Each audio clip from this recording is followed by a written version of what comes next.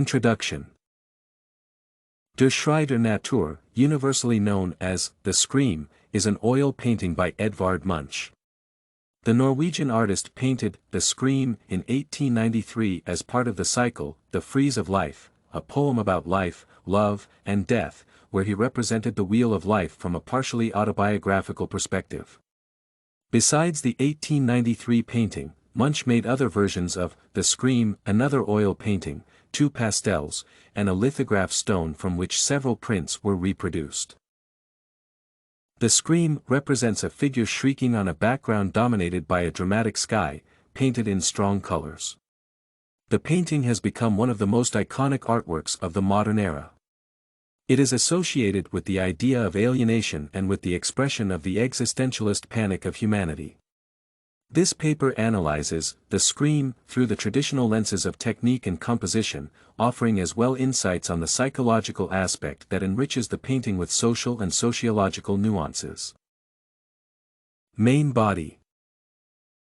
The making of the Scream is deeply connected with the personal life experience of Munch and with the evolving of the European artistic movements at the turn of the 20th century.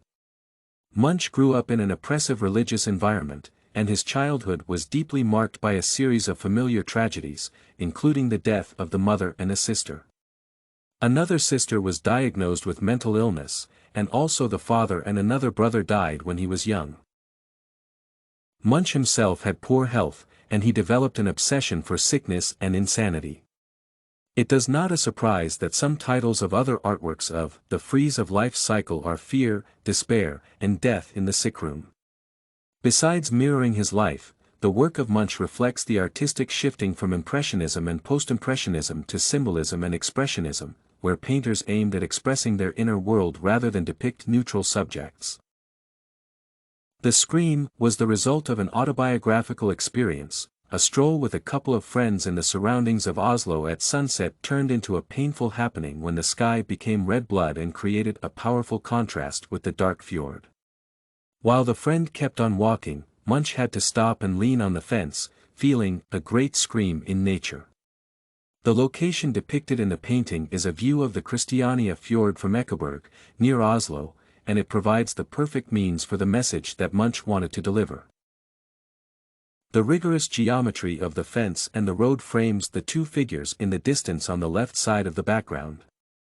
They are indistinct, without personality, and seem to melt into the scene, each taking the colors of the road and of the fjord respectively. The straight lines contrast with the other two parts of the painting, the sky and the figure in the foreground, characterized by sinuous lines.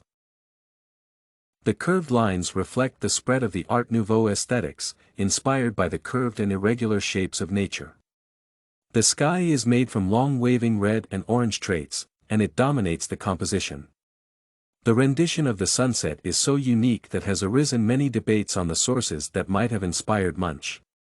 The most accredited theory suggests that the Norwegian artist might have seen such a sunset between 1883 and 1886 when the effects of the eruption of the Krakatoa volcano were visible in northern Europe. The fluid motion of the sky continues in the shrieking figure in the foreground, the central focus of the painting, a hairless and asexual human shape holding his head and screaming silently through a distorted face. The waves of the sky seem to resonate with the soundless scream, amplifying the dramatic effect. Besides the personal experience of Munch, the Scream embodies the sense of a social disease that spread across Europe during the late years of the 19th century.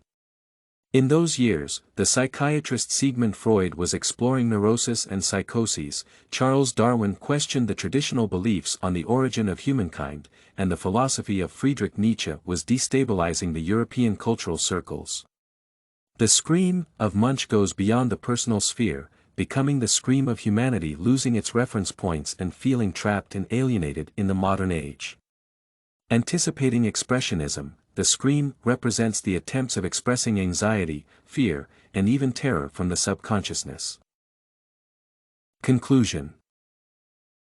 Today, the Scream is one of the most reproduced artworks ever, only second to Mona Lisa.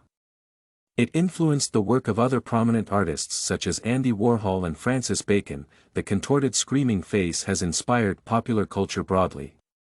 Together with other coeval artworks, the painting by Munch marks the passage from the traditional idea of art as the objective representation of reality to an artist-centered approach, where art is the expression of feelings hidden in the subconscious. From a social perspective, the Schrei mirrors a society where scientific progress and philosophical theory undermine traditional European beliefs. Hence, the painting represents the scream of a community that felt deprived of its roots and without a clear future to pursue. Everything you need for studies, essay samples, writing tools, and tips, you can find at studycorgi.com.